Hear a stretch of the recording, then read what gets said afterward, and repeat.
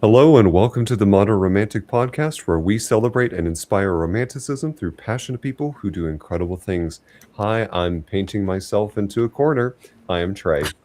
I don't know where I was going with that. Anyway, I'm joined by my co-host Emily. Hi, Emily. Hello. I'm not painting myself into a corner. I'm also painting Trey into a corner. Ah! Uh, how's your week been, Emily? Pretty good. Pretty cold. I think the whole nation right now is pretty cold. So all of y'all can finally relate. Yes. For our listening only audience, it is 2026 and the quote unquote snowpocalypse has just happened.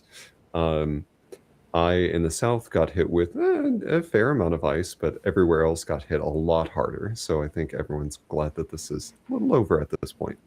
Yeah. I mean, you just need it like once a year to remind yourself how much you appreciate the warmer temps. Just a little bit. And you know what? On Friday, we get to have more snow. Oh, yeah? Yeah. Nice. I hope you can enjoy that somehow. Somehow, yes. But otherwise, what have you gotten into artistically? Um, oh goodness. It's been kind of quiet in the last week. I've been doing little like website updates and things like that. So not much. Also cleaning my house. So it's Okay. really not been a lot of art lately. But that's okay. I'll get there. How Yeah. about you? I did some antiquing, and so Ooh. I've been looking for furniture, and I finally figured out what style I'm actually going for. I had trouble verbalizing it before, but I Yeah. finally found it. French Provincial. Oh, nice. I had wanted originally Art Nouveau, but early 1900s furniture is apparently super expensive. So I'm looking for something adjacent to that, and French Provincial has been it. But I do want to tell you about this incredible thing that I found, Okay. and it was an original stained glass ice cream parlor like window display. It Oh, was yeah.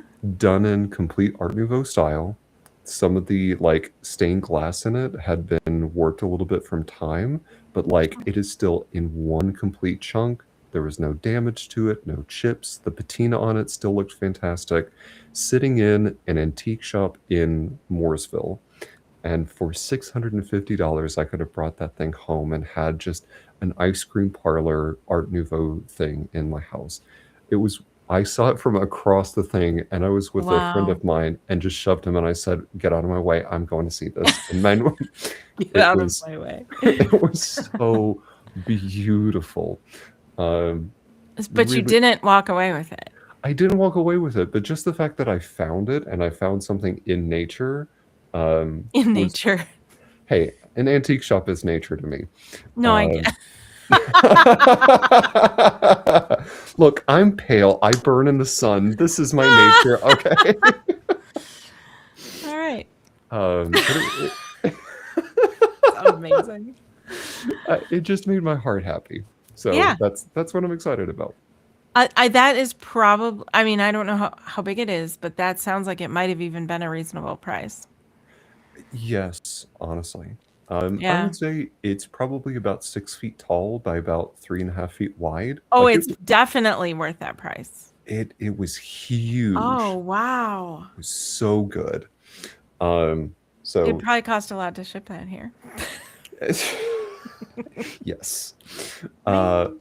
But I'm so glad that I saw it. I'm so glad that I got to experience it.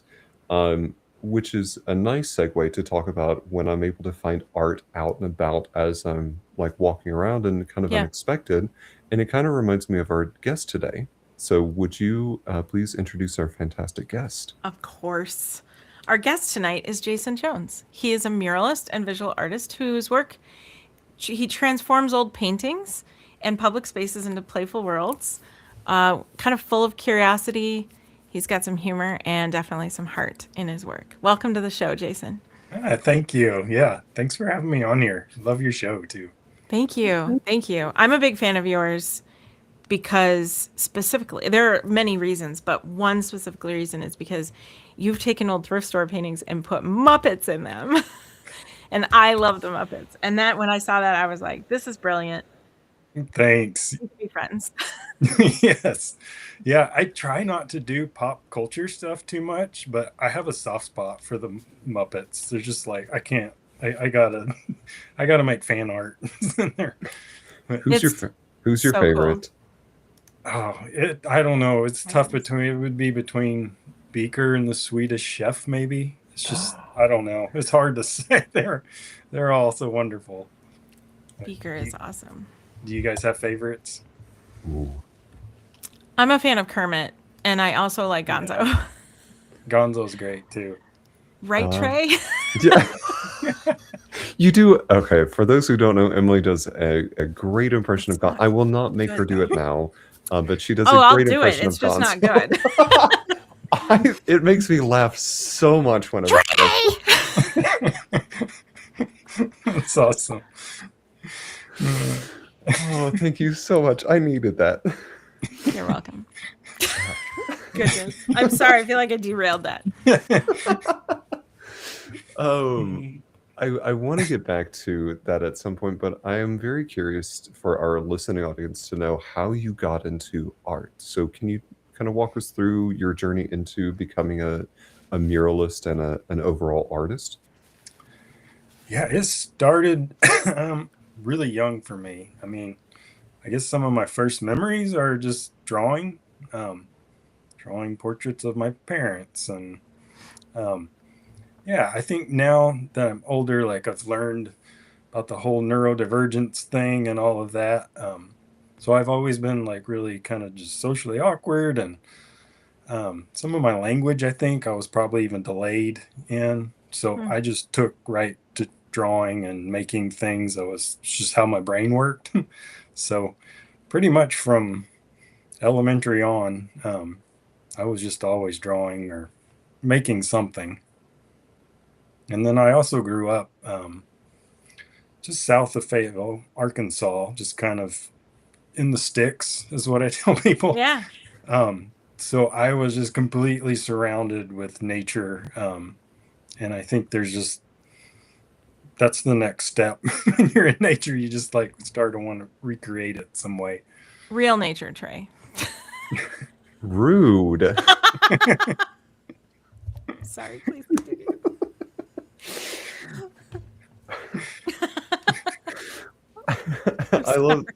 I love that you're finding ways to recreate it. And then how did that evolve as you got a little bit older?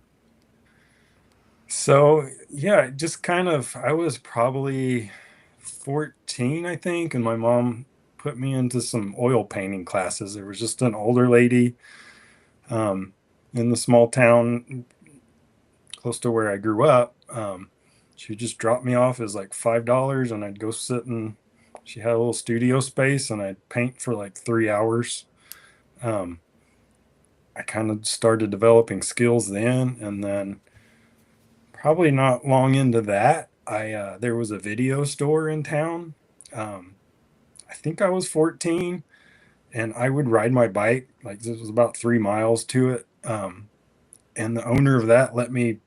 He had a big privacy fence out by the parking lot, and we'd go in, and he paid me with just like Nintendo game rentals and VHS rentals.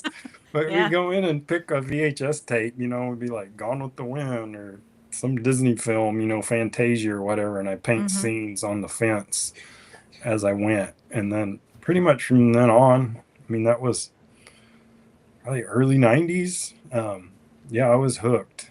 So yeah, I did the mascots and stuff in my high school when I was probably a junior, and then yeah, I just kept the ball rolling. So until I went to college and then majored in art. Yeah, and then after that, I got out. I applied to a bunch of graduate schools, but I didn't get into anything. So then I just kept plugging away. I did kids' rooms and some commercial stuff. Like the Walmart headquarters here. So I did some corporate backdrop kind of art stuff. Wow. None of that stuff I'm super proud of, but it was a great time to learn my craft. I Yeah. did that for so many years. And then once kind of the street art movement hit, I was ready. Yeah. That sounds pretty. You know, it reminds me of another guest we had on, named Scott, who is a tattoo artist and wrote a children's book called Diego the Doodling Dinosaur. And Diego the Doodling Dinosaur is like your story.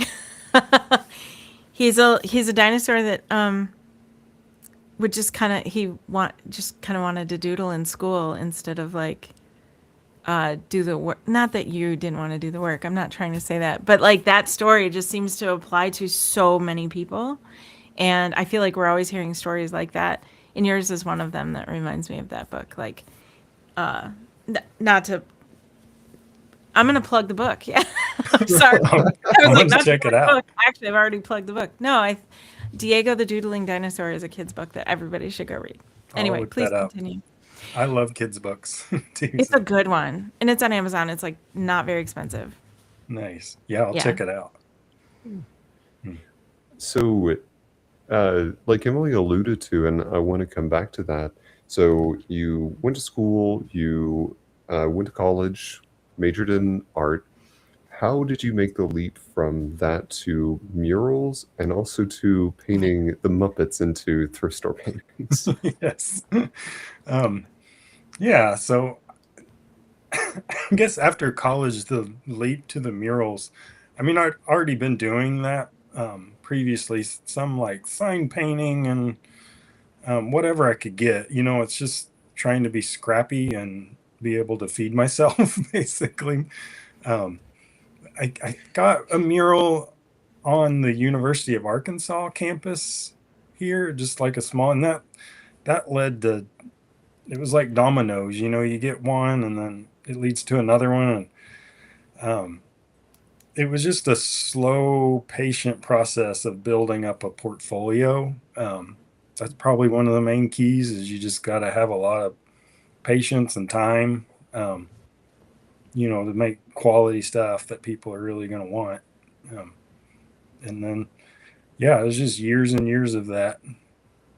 I can't really say it was like, oh, I did this one big thing and then everything was downhill from there. But yeah, it's just a snowball. It's like they say, becoming an overnight success takes 10 years. Yeah. I mean, and it really, I think there is something to that too, with the 10,000 hours or whatever. Like, there's a lot of failure. There's a lot of stuff like I would be embarrassed like now Yeah. to show you that, I did like 20 years ago. You're just learning. Of course. You just got to be kind of patient and give yourself grace as you go. Yeah. And when you alter a painting, like for like a thrift store painting or something like that.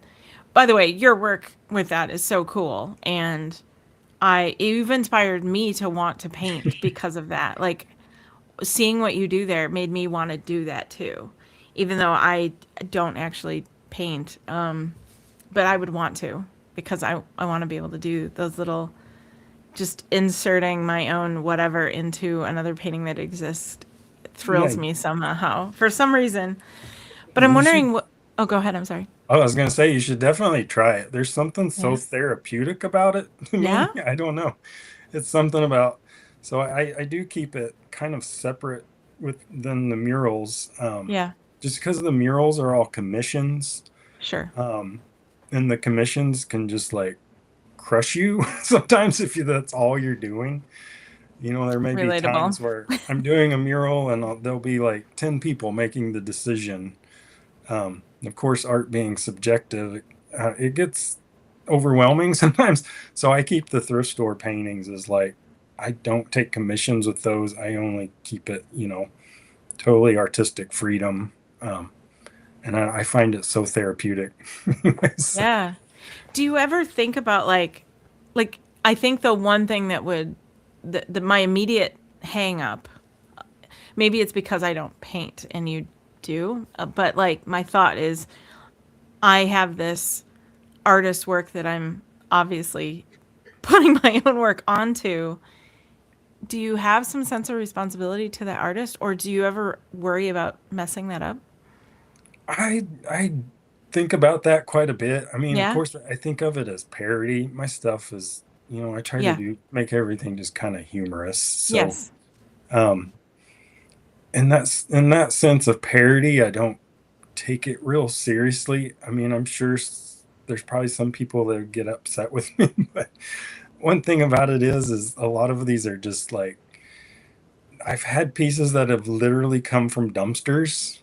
Oh, Um, Okay. like they're just being thrown out. A lot of them, most of them are just like old vintage lithographs. That okay.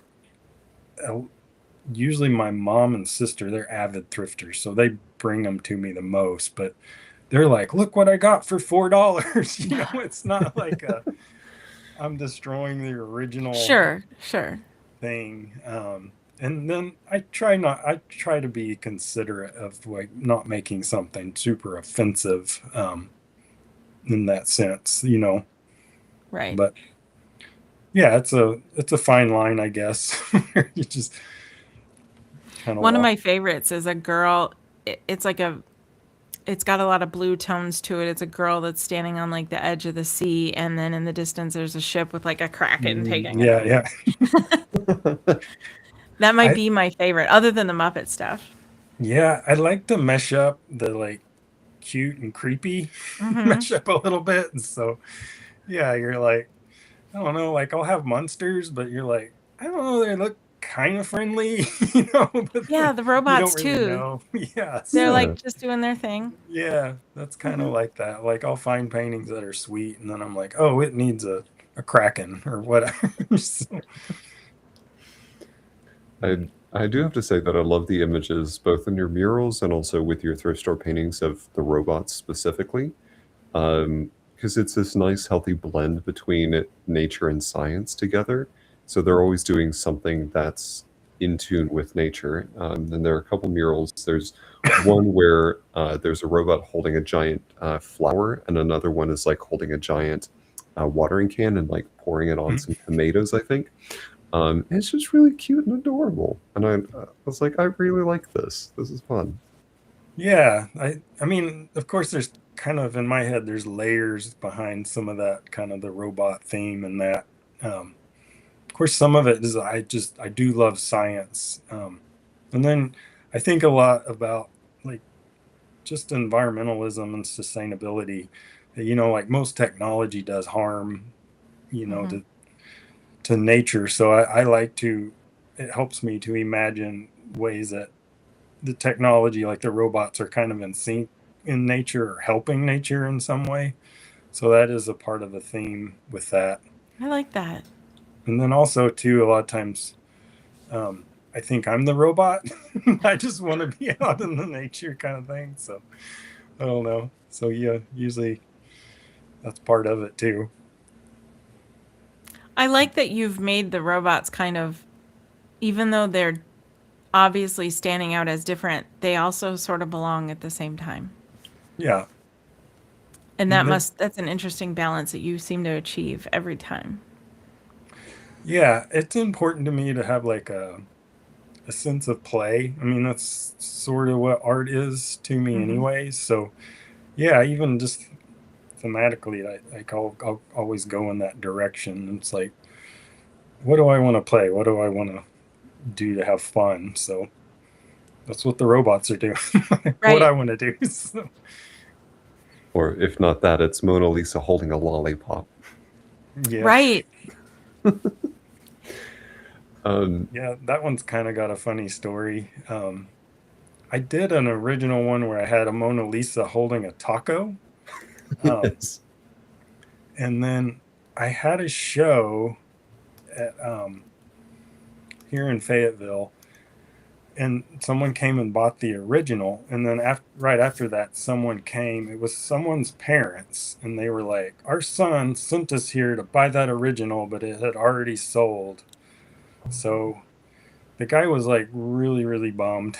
He reached out. I was like, "I'm sorry," and he wanted me to do another one, and I was like, I just don't want to do the same thing. So I was like, but he hired someone to paint a canvas painting of the Mona Lisa, and then had it shipped to me, and then I altered it.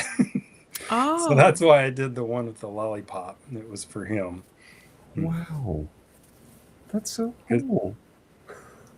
I get that a lot of times. They'll sell one an original sell at a show, and then people are like, they're like, I wanted that one. So what happens a lot. I'm like, sorry, try to how make some more. validating though. Like I would think so anyway. Sorry, Trey. Yeah. You're good. How do you decide for like when you come up with an idea for your next painting, whether it be a mural, whether it be on canvas, um, how do you decide and go about figuring out if it should be on like smaller canvas, huge canvas? Like, I'm basically asking for your artistic process because I'm very intrigued how you translate what's in your mind onto the canvas itself. Yeah, it all just starts. I mean, to be honest, there's not a big difference to me, like design wise, whether if it's a giant mural or just one of the small thrift store paintings. I start the same way. I just start sketching. I've always just doodled in a sketchbook. Um, Now I use like Procreate a lot of times. So I'll just take a picture of the wall or the thrift store piece and I start doodling on the top of it. It's just a creative process. I just start thinking like I'll add something. If I don't like it, I wipe it, try again, and then once I get something I like, I'll add to it, change it, add it and change, add and change until finally something starts clicking. Yeah, and it's kind of, I find it works kind of either way. If I blow it up, to 4 stories tall, or if it's just a little tiny intimate painting. It kind of, if it's good design, I feel like it works either way. But yeah, I don't know if that answered your question. Well, it definitely does, because there's that whole iteration process. I think the beauty of technology is that you get to make make choices, but then you get to immediately change that. So it gets you a little bit faster to what the end product is eventually going to look like. Yeah. Yeah. Yeah. It usually comes down to back to the element of play, like I was talking about. Like it's got to be fun. Like that's how I know if it's clicking or not. If it's like you kind of lose that sense of time and you're like really into it and enjoying it, that's when I know I'm getting somewhere.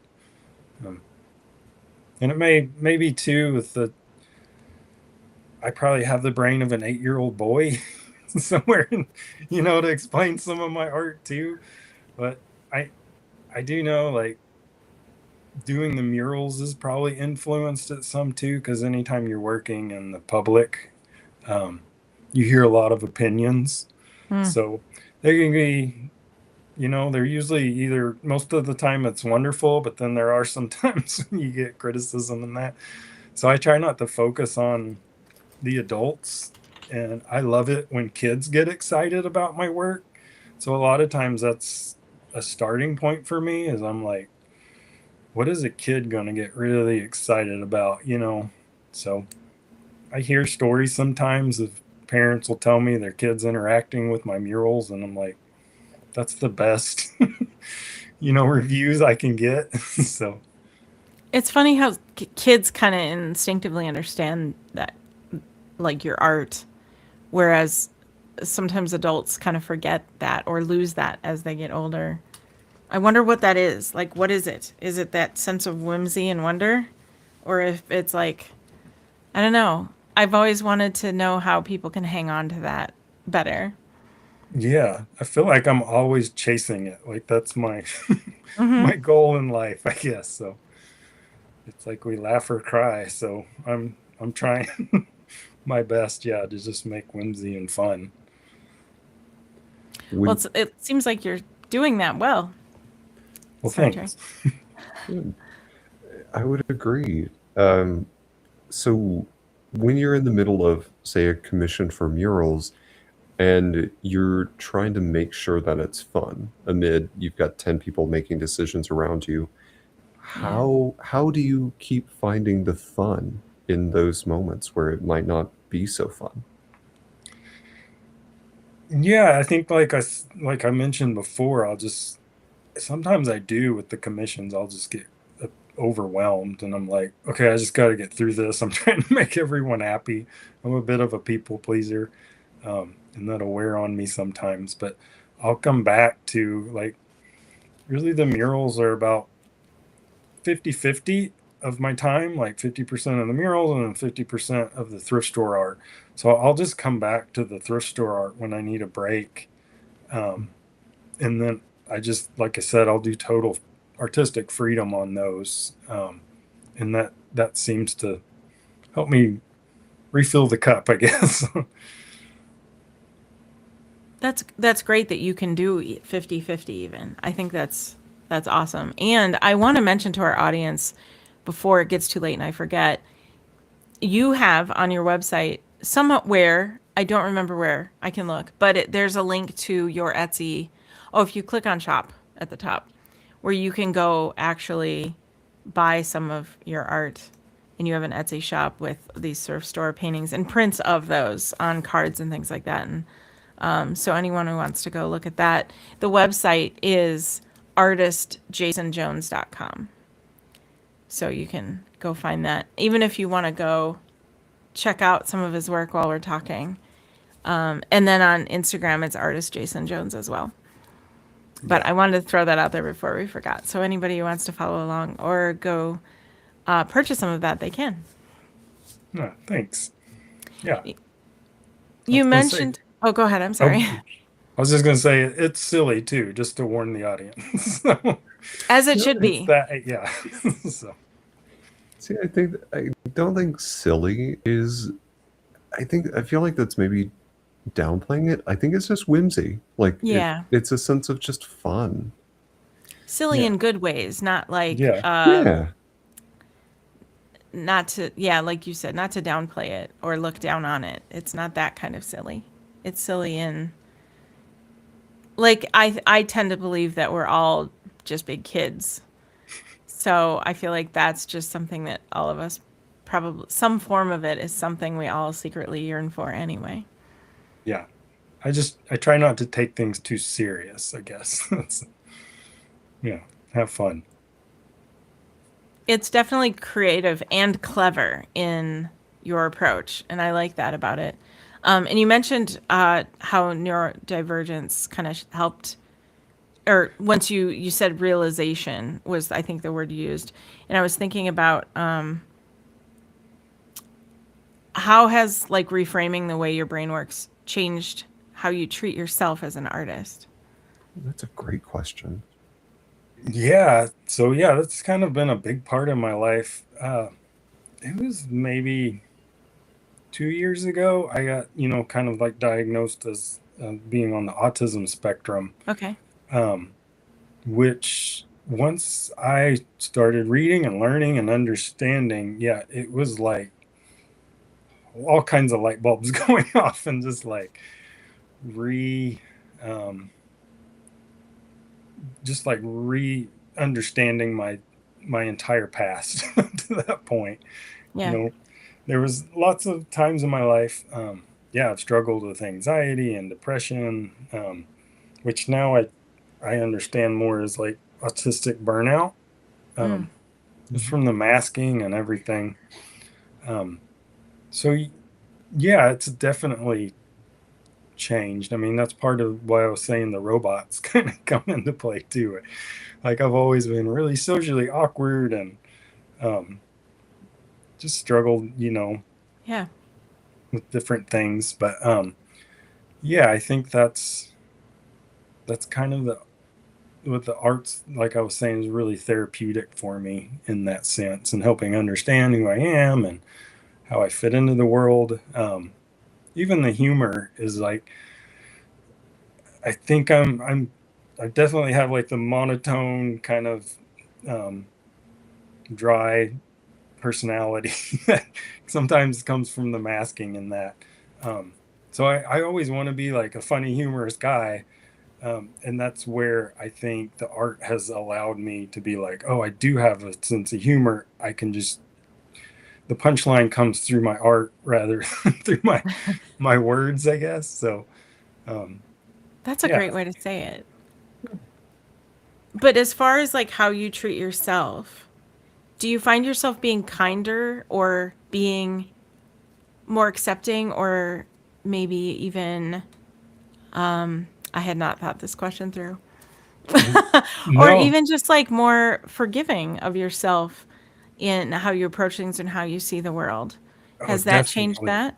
Yeah, because there's just like so much guilt. I had a lot of learning disabilities, really dyslexic and never had help, never got diagnosed as a kid or anything. So there was a lot of guilt, and it was just a lot of times I just tell myself, oh, I'm kind of dumb, not really knowing like there's different types of intelligence, and then my brain just works differently. It's not I'm Yeah. dumb. It just sometimes it takes me longer to process certain things or this or that. So it definitely helped me. And then I've had therapy and stuff since too, just to help me understand. Um, and that's alleviated a lot. And then I have an amazing family that cares so much. They've helped me a lot too recently. But yeah, it was huge. I mean, as a kid, I grew up to, like in the Church of Christ. It was kind of strict Hmm. um, environment of that. And I think that on top of being, on the spectrum, and I took a lot of things literally and all of that. Yeah. So, I mean, that's come through with my art too, just even the thrift store Jesus prints and stuff, altering some of those. It was a way of me not taking things so seriously and like learning to process everything that's happened in my life. But Yeah. yeah, it's been huge. Yeah, just learning how my I brain believe that. works. Hmm. I will admit, uh, I had seen I had seen some of your work without realizing that it was some of your work. And it Oh, was when I came across it was the side profile of, I think, a thrift store Jesus, and it just says, "Hey girl." Hmm. Uh, oh yeah. I had seen that image shared amongst some of my friends, and it's like, "Oh, this is hysterical." And then I saw it on your website. I was like, "Oh, this is him." Uh, Yes. so it was a nice full circle moment for me. Uh, Yeah. A lot of people recognize. I've done quite a few of the Jesus ones, and then yeah, people love them. I don't. I the first one I did, I don't think I shared it for like a full year or so. I was just like nervous, like Yeah. people are gonna get really mad at me. Yeah. I could see But that. eventually, just trying to be my authentic self and all the things, just I started sharing, and I've been surprised, like how much Christians and non-Christians, atheists, everyone likes them. So unless it's like a really older person, sometimes I'll get like a little dirty stare. But I've learned there's a lot of people with religious trauma out there. When I do the shows, I Yeah. hear so many stories, and then so um, it's been a great way for me to connect and kind of heal myself. You know, I believe that. Yeah. we can all find something humorous too, on a collectively known thing. It's like, oh, this is a nice little bonding moment. So Jesus there with a little Cadbury egg, or hey girl, it's nice. Or Funyuns. Yeah. yeah, The back of Funyuns. I sent that one to my sister. I sent her the link so she could go look at that. And she thought it was yeah. pretty great. Yeah. Some of that's just my teenage years. Like that's what I remember. It was like Jesus and Funyuns. It was just like I'm just painting memories. It's a little bit. I That's grew up. I wonderful. was a kid in the '80s. And a teenager in the early '90s. But yeah, it was that whole time of the Satanic Panic and all Yeah. the things. So Mm-hmm. it had an impact on I me. remember that. Yep. Yeah, for me it would have been Jesus and Skittles. How about you, Trey? I'm sorry. What? I don't. I need to back up. Wait, what he remembered from his childhood was Uh-huh. Jesus and then Funyuns. So what would Okay. yours be? I'm saying Skittles.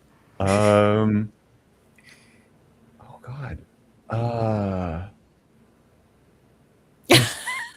vanilla ice cream. Honestly, That's vanilla a good one icing, too. vanilla ice cream, and probably Pokemon. Okay. Honestly. Nice.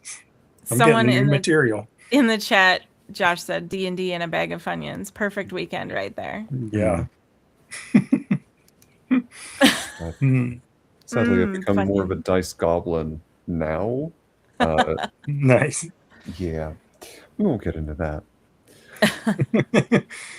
Mm.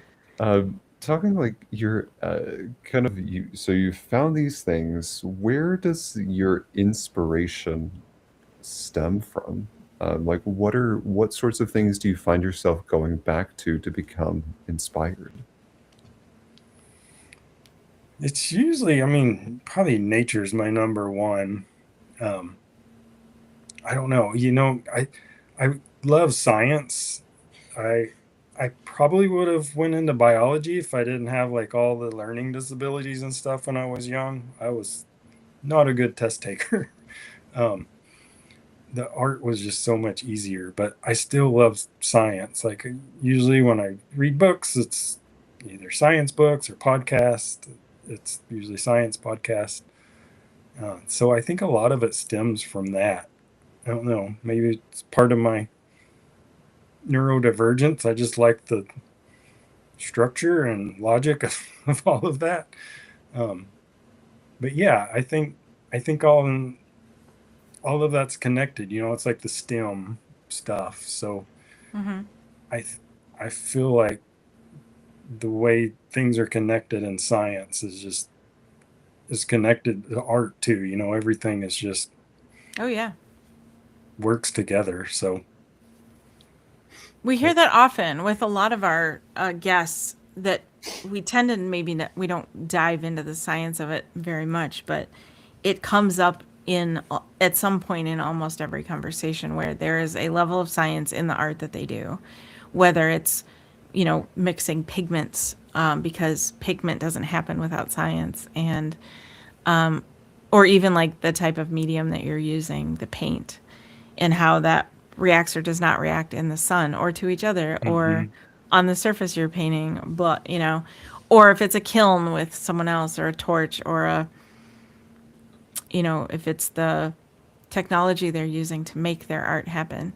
All of that is science. And I find that we keep coming back to that as well. And I think that's, like you said, it's all connected somehow. Yeah.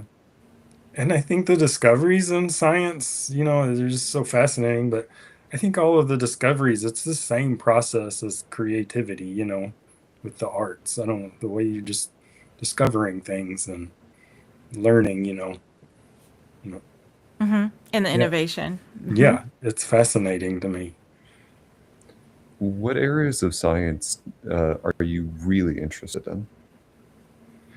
Um, I mean, I really like, just like some of the animal sciences. I'm all over the place. It all fascinates me. I've also just kind of more recently gotten more into just physics and astrophysics and just all of it. Just wanting to know how the world works. I just don't get tired of hearing about it. Yeah. If you have really out of the ballpark here, and I'll walk you through how I got there. If you know Hank Green at all, Oh, yeah. Yeah. Yeah. I follow um, him. well, he got contacted by a group called Dropout.tv to do a 1 hour comedy special. And I said, pause, hold on. Hank Green does not do comedy. I Um, remember hearing this. Yes. it is not your standard comedy. It is Hank Green doing comedy on stage, but it's talking about his cancer journey. The title is out there, and you can go find that. I will not say it on the podcast, just so we don't have to bleep that out. But it, Thank you. But it taught me so much about his journey through that, and it was one of the most interesting ways that somebody I think could have talked about such a such a harrowing experience for them and finding out what they had done. So anyway, if you want a little comedy, a lot of comedy, and you want to learn at the same time, highly recommend his comedy special. I'll check that out. Yeah. It's fascinating. Yeah, I've had several family members I've lost to cancer, so it's interesting. Yeah, following all of that science behind that and how it's changed. Yeah, I'll definitely check it out. And now, Yeah, I don't think. Oh, go ahead. I'm no, sorry. go ahead. I was just gonna say I don't think I remember hearing that he was doing that, but I never watched the actual special he did or the show he did. I'll give you my login, so you Oh. can watch it. So I've got a subscription dropout. Anyway, I'm writing this down. Drop out. Okay. now I'm going to ask for recommendations from you. What science podcast would you recommend to us or to our audience so that they can go listen to some of the same things that you are? Yeah, so probably my favorite one is Radio Lab.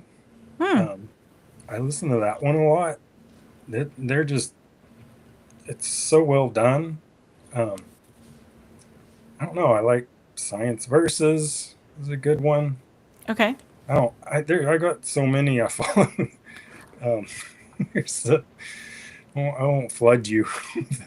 No, please do. Well, those But are. yeah, Oh, go ahead. I'm sorry. I was gonna say there's the ology. I'm just going over quickly in my head. Probably the Radio Lab's my favorite one. So there's quite a few episodes. That's a good one for anyone who wants to start in that world. I think, anyway. Yeah. So, what is one of the? You probably get this question a lot, but I'm going to ask it here anyway. What is one of the biggest? You said 4 stories tall at one point. Is that the biggest mural you've done? Because that sounds gigantic to me. Like you can't just stand on the ground and paint that. Yeah, the largest mural I've done was 5,000 square feet. Wow. So that would be like, it was like roughly 45 feet tall, which is about 4 stories. Yeah. By about 130 feet long. Wow.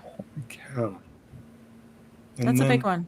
I have a mural coming up. I'm supposed to start it in April, and it's not the biggest wall square footage I have, but it's going to be the tallest. It's like a stairwell, and it is almost 90 feet high. So Wow. it'll be a new challenge. So yeah, right. The next few weeks, I'm like getting certified and everything, and using a lift for that size. So you're not like that guy that climbed the building recently in Taiwan. Did you hear about that? No, there are some street artists that do where they hang from the single rope. I can't. I don't know. I'm actually terrified of heights. It's something I was going to ask that next. I've had to like really work on it, and I have gotten better. Like I do fine pretty much up to 20 feet now, but then over that, yeah. So I don't know. This new wall, we'll see. It's going to be a next level challenge. I was actually a friend tell me it's like, oh, this is your final boss fight kind of thing. So I was like, yeah, that's a good way to look at it. So, well, I'm glad you're keeping yourself safe, and you should be comfortable as you could possibly be, I suppose, to be able to do your art so that you can continue to do art. Yeah. I just white knuckle through it. That's They say if you face your fears, I guess you get better at it, but which I have. It's gotten a little easier, but yeah, I still prefer to be on the ground if I can. Yeah, they say do it scared, but that doesn't mean you have to do it scared every time. Yeah. Yeah, you take the OSHA stuff real seriously when you're scared of heights. Yeah. I've been stuck in a lift one time. It actually happens pretty frequently with heard other artists. Oh, What? But yeah, I was in a scissor lift, and I wasn't super high. Like probably the floor of the lift was maybe 12 feet high. And I was, yeah, it was like a Saturday late in the evening, and everything was closed, and my phone was on red. It was like, so I ended up having to climb down. oh, It was a scissor lift, so it wasn't too hard to get right. down. But um, I don't know what I would do. Yeah, if I was in a ultra boom lift or something. Just be like, I guess I'm sleeping here Like, yeah, I guess I'll just stay here till. Oh, till someone finds me. yeah. I didn't even think about something like that getting stuck. Or like, I don't know. I imagine it has to have power from somewhere. So if that power is no longer, then like a battery running out, or I don't know. Yeah, sometimes you rent those lifts and they're like super old, you know, just like you just don't know what you're gonna get. So it's like, oh, you hope you That get a still good one. seems safer than like a 90-foot ladder Yeah, or hanging from the with a rope. rope, right? I know with the rope guys, like they have to, it's kind of interesting because they can only go down there for do it for so many hours because the harnesses cut off their circulation and their legs and stuff. Sure. So yeah, it's intense. I'm like, I It's don't like know. mountain climbing, but It is, yeah, but because they art. have to swing to get, you know, like if they're painting and they want to be a few feet over, they basically have to get momentum and everything has to hang off of you, you know, all your spray cans or paintbrush, whatever you're using. It's just like, It's like an Olympic sport, yeah, but well, art yeah, and more that's what dangerous. it is. Yeah, I think doing murals, it does kind of get glorified by people where they see like, oh, that's the coolest job, you know, like I want to do that, but not realizing how physical and intense Hmm. it can be.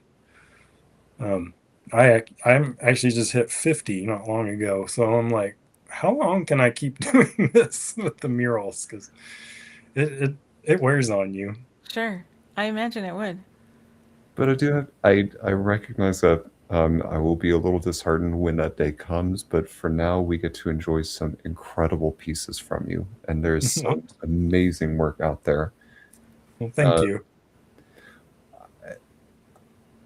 I completely lost my question. Oh my god.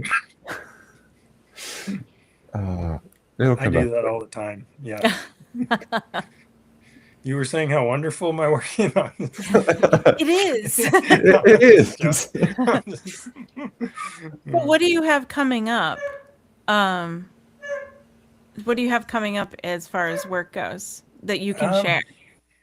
well, right now, like today, this past week, I've been in the studio.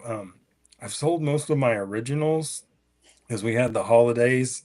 So I think I'm down to one. They've all just went. So I'm trying to crank out a few new pieces, just to have those, um, just to have some originals available in the next few months. And then mainly, yeah, it's that big job. It's I guess it's maybe 8-story stairwell. So I'm Yeah. working on the designs for that. I've got the second round of reviews this week, for that. So, and then yeah, there's some other little projects that are just kind of, um, I never know what's going to land. But Well, yeah, we'll just have to watch your website and social media to see what you're up to. yeah, So what I imagine you get asked sometimes for advice, and that's something that I want to know too, like as if someone wants to do what you do, what is your advice for them? man, I'd say it's changed so much since when I started. So, um, I would say, yeah, just if they want to paint murals, just find someone that's got a wall and just ask them if you can paint it, you know, and just start having fun and learning as you go. That's kind of how I learn. I mean, now I guess there's YouTube. People just watch Sure. how tos, but yeah, and then just gradually build up your portfolio.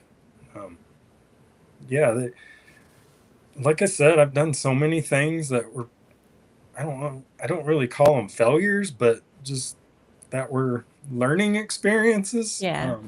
So, you just got to put in those hours. That would be my advice. And just be patient and kind to yourself. So that's a biggie. I think it's so easy to get critical and throw in the towel, I think, a lot of times. But yeah, you gotta have grace. It is. Yeah. I agree. Everybody is a beginner at some point. So Yeah. I think it comes with keeping your expectations in check as well. Yeah, that's So, where the fun and whimsy, keep it fun and whimsy. I find it the same with exercise. When it gets too hard, I'm like, I'm not doing this.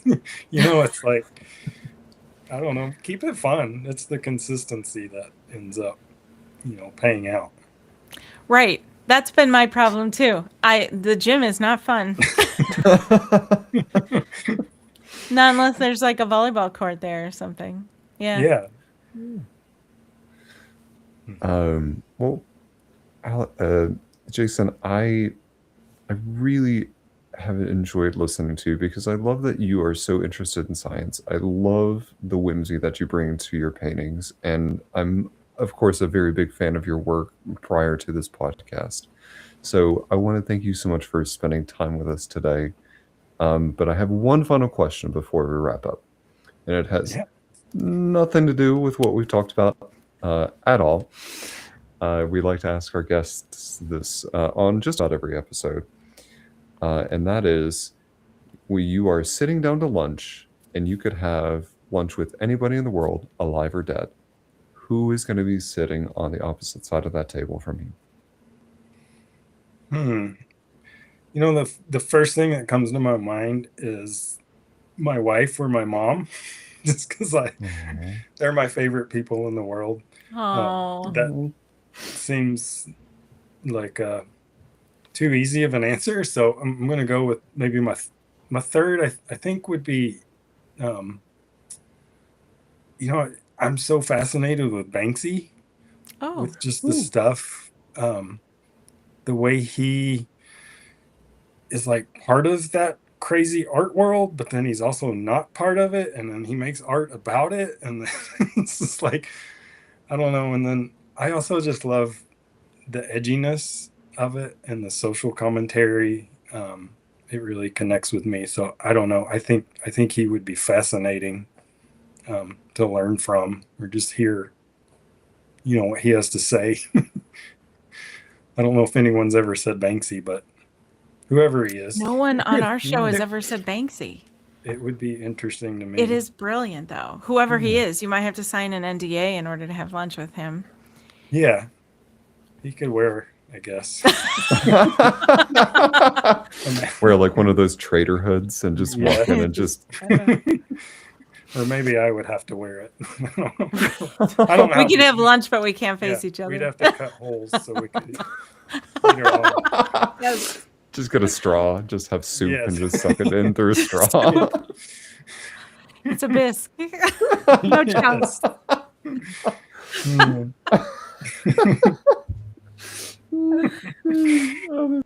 Oh, Banksy, if you're out there, please come on our show. Yes. Oh, You don't have to be on camera. I would love that. Oh gosh, Jason, we'll invite you back if Banksy, when Banksy approaches us to be on the Oh, podcast. yeah, we could. That would be cool if we would be able to arrange one of the lunches someone has said they would have. I mean, it'd be real easy for us to just be like, hey, you should have lunch with your wife.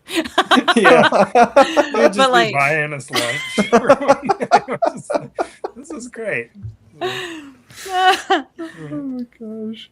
But That's seriously, wonderful. Jason, thank you so much for spending time with us today and sharing your insight and your knowledge.